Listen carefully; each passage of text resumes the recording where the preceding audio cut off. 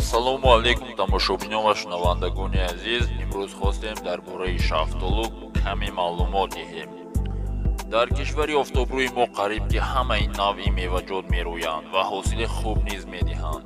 Падару бобоёни мо дар атрофи ҳавлии иморат дар боғу замини назди ҳавлигиашон ба қатори себ, нокбарин, ниҳолҳо шафтолуро низ парвариш мекунанд. меваи мазкур навъҳои зиёде дошта хушхор ва шифобахш мебошад.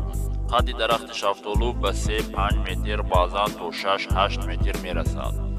баргҳояш шакли эллипсӣ ва лексетиро дорад. баргҳо нуктез ва қирранок буда дар поя бо навбат ҷой мегиранд. шафтолу мисли зардолу барг навбароварда гул мекунад. меваҳояш бошад моҳҳои июн-сентябр пухта мерасанд.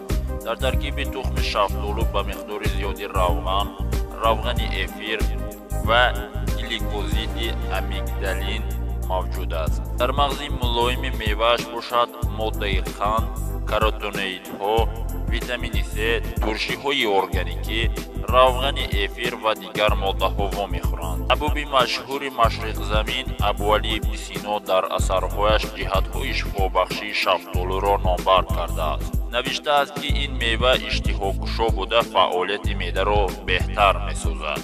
шираи барги онро дар куштани кирмҳои рӯда ва захмҳои гуногун тавсия кардааст. равғани тухми меваашро ба бемориҳои мигрен, яъне ки дарди сахти сар ва дарди гӯшу гулӯву бинӣ даво донистааст. шафтолу барои паст кардани фишори хун воситаи хеле хуб мебошад. бигзор ҳамеша саломату хонобод бошед. худованд нигаҳбонатон бошад.